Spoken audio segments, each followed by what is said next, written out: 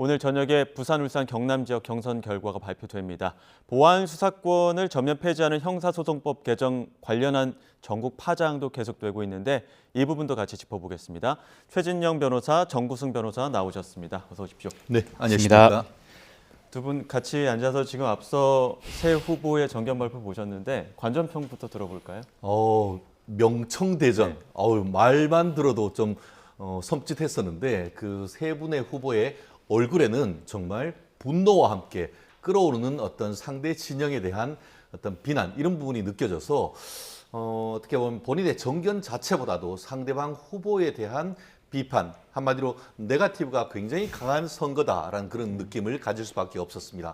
다만 인상적이었던 것은 그나마 그 와중에도 지금 충청도에서 신승을 거뒀던 김민석 후보는 살짝 어떻게 보면 얼굴에 여유를 보이는 반면에 지금 정청래 대표라든가 그 후보라든가 송영길 후보 같은 경우에는 특히 상대방에 대한 네거티브 이런 부분을 강조하는 이런 부분을 보면서 여당의 어떤 그 전당대회가 상당히 과열되고 있다는 것을 보이는데요. 흥미로운 것은 기호 순서는 송영길, 정청래, 김민석 후보인데 득표수는 그 거꾸로인 것 같습니다. 예.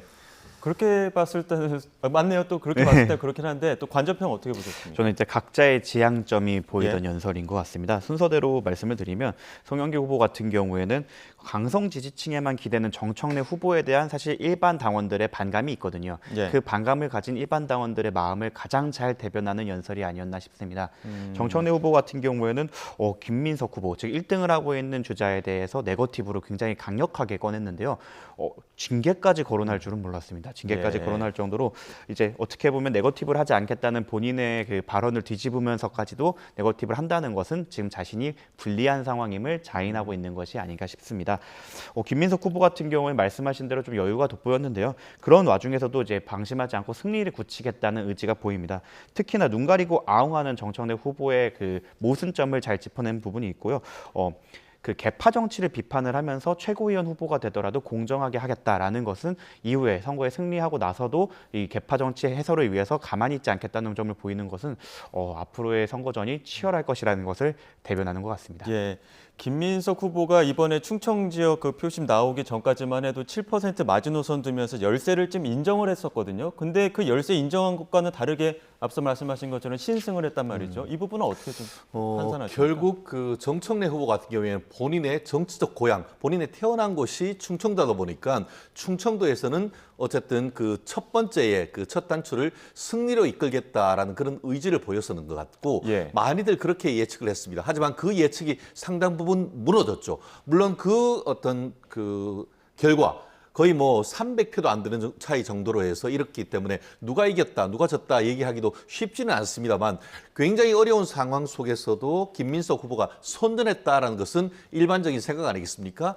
그렇기 때문에 이 부분에 있어서 김민석 후보가 지금 그 얘기하는 그 큰 프레임이 좀 더 민주당의 지지자들에게 호소되는 한마디로 무슨 말이냐. 지금 김민석 후보 같은 경우에는 우리가 왜 정치를 하느냐. 이재명 정부를 승리하기 위해서 하는 것 아니냐. 그렇기 때문에 결국 명청전쟁으로 해서 1년 동안 이재명 대통령을 돕기보다는 본인의 정치를 했다라는 것을 비판하는 명청전쟁 프레임.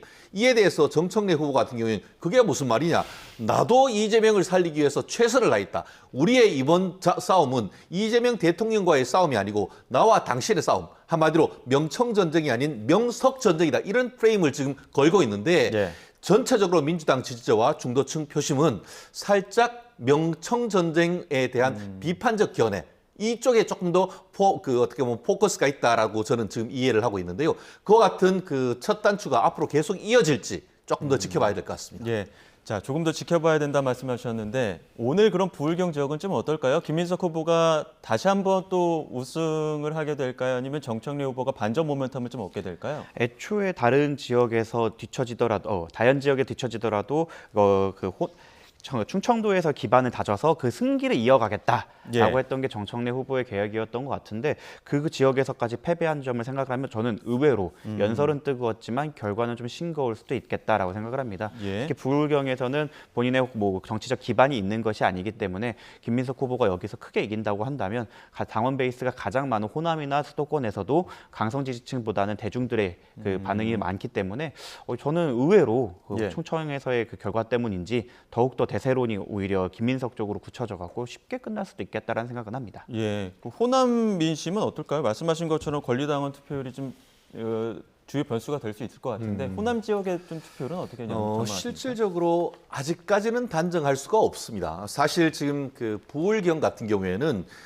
지금 김민석 후보가 좀 더 유리할 것이다라고 일반적인 예측하고 그 예측의 근거는 김민석 후보가 경남 창녕 쪽의 고향인 것으로 알고 있습니다. 그러다 보니까 아무래도 우리가 남인가 하는 그런 어떤 그 일반 사람들의 표심이 그 흡수될 수가 있고 그리고 전체적으로 봤을 때에도 보면은 영호남 어떻게 보면 민주당 같은 경우에는 같이 연합 정권을 만들어냈던 그런 부분에 있어서의 큰 흐름으로 봤을 때는 부울경 같은 지역에서도 지금 전직 그 국무총리였던 김민석 후보의 유리한 점이 점쳐지고 있는 그런 부분인 것이죠. 예. 그렇다고 하면은 그 가장 어떻게 보면 그 민주당의 본진 호남은 어떨까? 근데 호남은 만만치는 않을 것이다. 왜냐하면은 실제로 호남 그 권리 당원들에게 표를 준 사람은 누굽니까? 제도적으로 대의원보다 정말 20% 그 20대 1의 열세를 줬던 그런 그 규정을 바꿔가지고 1대1로 만들어줬던 사람은 다름 아닌 지금 정청래 후보 아니겠습니까? 예. 그렇다고 하면은 정청래 후보에 대해서 표를 줄 가능성은 상당히 높다라고 예측을 합니다. 그렇기 때문에 충청도에서 일어났던 비슷한 어떤 정도가 그 접점이 호남에서도 좀 일어날 가능성이 상당히 높다라고 보는데요. 예. 그러한 점을 지금 그 김민석 후보는 그 예측을 했을까요? 본인이 제가 알기로 이 그 전당대회 시작하면서 주소도 전라남도, 전라북도, 예. 전주 쪽으로 제가 그 예. 주소를 옮긴 걸로 아는데 과연 본인에게 표를 몰아준 정청래 후보를 지금 지지해 줄 것인지 아니면 그럼에도 불구하고 명청대전 이거 머리 아프다. 이재명 대통령을 좀 더 밀어야지 하는 쪽으로 갈 것인지에 대해서는 그 예. 표심 정말 뚜껑을 열어볼 때까지는 예측하기가 쉽지 않은 것 같습니다. 예. 이 부분에 대해서는 조금 더 정리를 해드리면 부울경 같은 경우에는 부산에서 사실 오빠 논란이 정청래 후보가 있지 않았습니까? 그 예. 부분에 실책이 있었을 뿐만 아니라 예. 울산에서 단일화를 사실상 반기해뒀기 때문에 사실 당시 이제 김상욱 시장이 불만을 표할 정도로 반기했던 점 그리고 부산 북구에서 결과적으로 패배하지 않았습니까? 예. 이런 것들을 생각하면 부산의 당원들은 정청래 후보에게 우호적이지는 않을 것이다라는 예. 예상이 될 것 같고요. 호남 같은 경우에는 영남과는 다르게 그 절대적인 지지보다는 전략 투표를 많이 하는 측면이 있습니다. 예. 호남 같은 경우에 다음 총선에서 이길 수 있는 당대표를 뽑아야 된다는 생각을 하는데 강성 지지층을 베이스로 하고 있는 정청래 후보에게 과연 호남이 우호적일까? 저는 부정적이라고 생각합니다.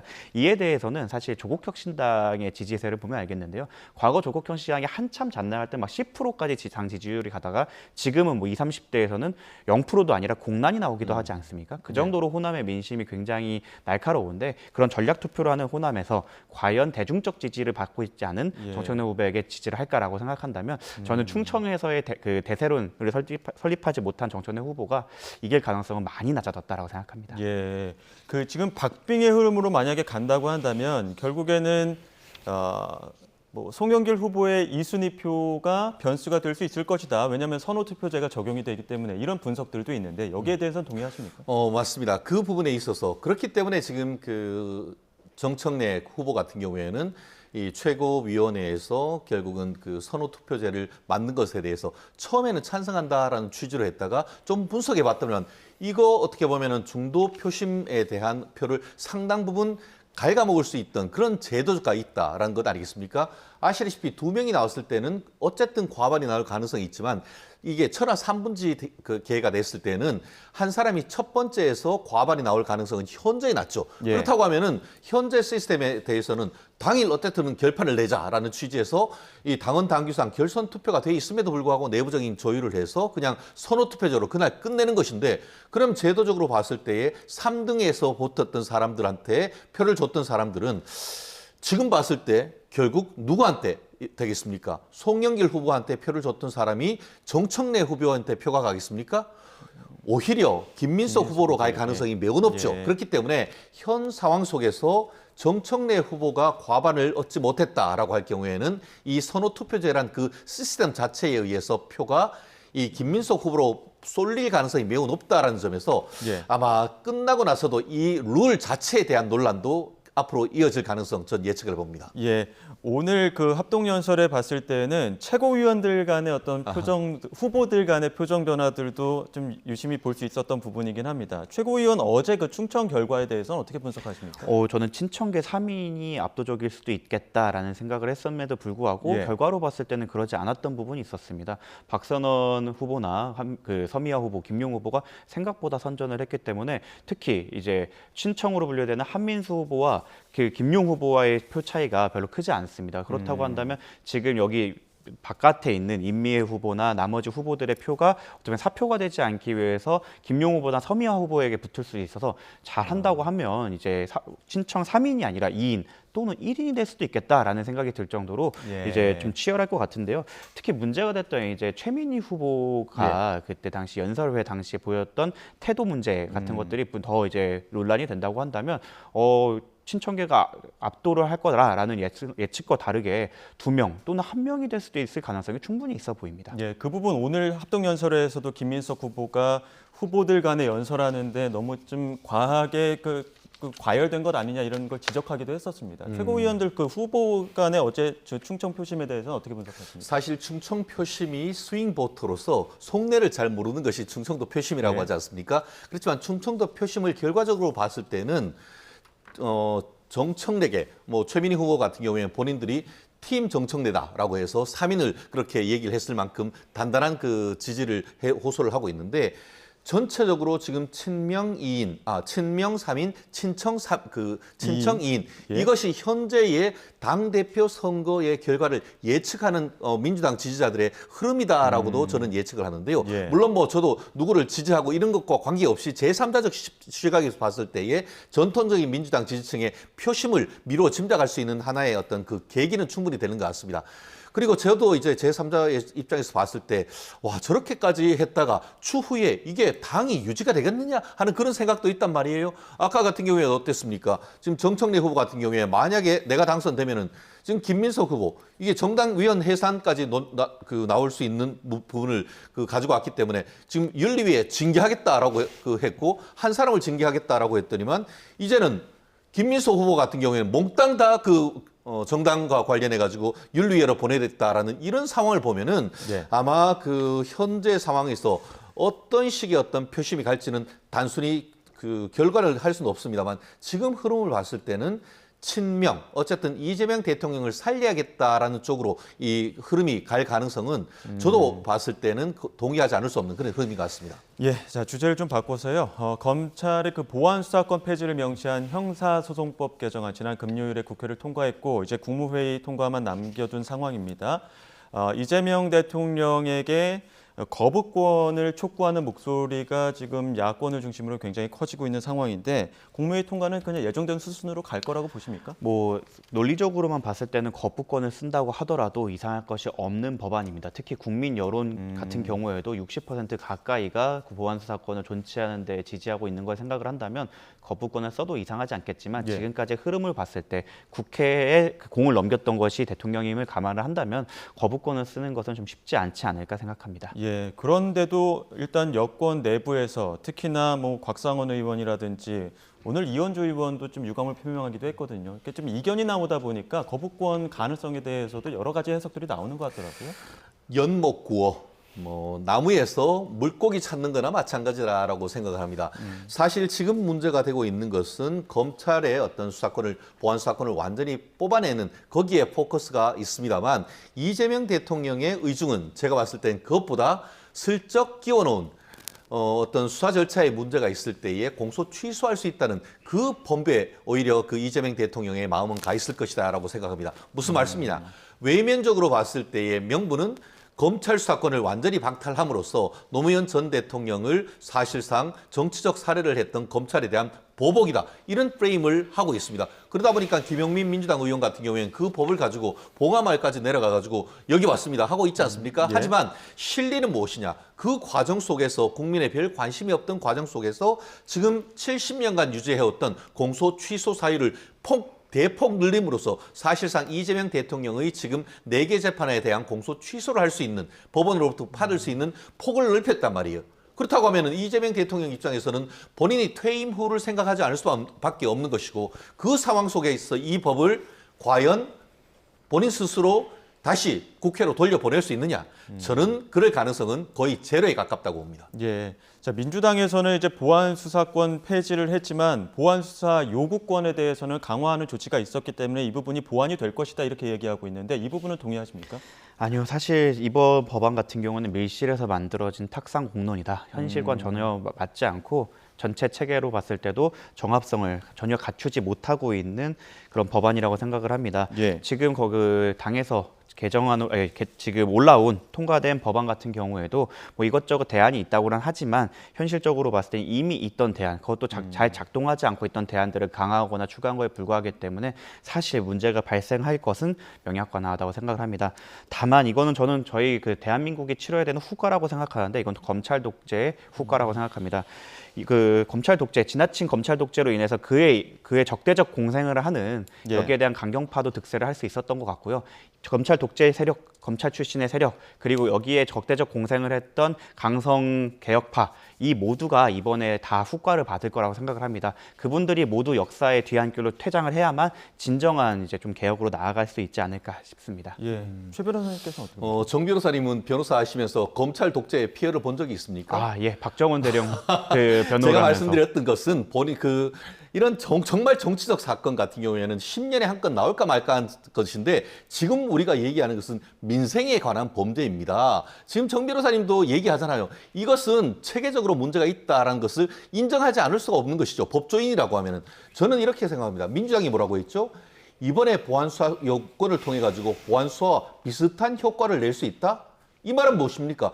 보안 수사가 뭔가 효과가 있었다는 걸 확실히 있었다는 것을 자백하는 것이나 마찬가지입니다. 국민을 위한 국민의 생명과 신체와 재산을 보호해 주는데 효과가 있었다는 것을 왜 없애는 것이죠? 개혁은 왜 하는 것이죠? 국민의 생명과 신체와 재산을 보호해 주는, 국민에게 도움이 되는 그 방향이 개혁인 것이지 힘있고 빽있고 돈 있는 사람들에게 범죄를 은폐해 주는 그게 무슨 개혁입니다. 앞으로 개혁이란 말 쓰지 마십시오. 예, 뭐 내일 또 국민의힘에서는 청와대 앞에서 최고위까지 한다고 하니까 그 과정에서 또 어떤 목소리 나오는지 지켜봐야 될 것 같고요. 국민의힘 소식 좀 짚어보겠습니다. 지금 장동혁 대표가 윤리위원 두 명 추가 임명하면서 윤리 지금 7인 체제가 됐는데 2차 징계를 추진할 것이다 이런 전망들이 나오고 있거든요. 어떻게 보십니까?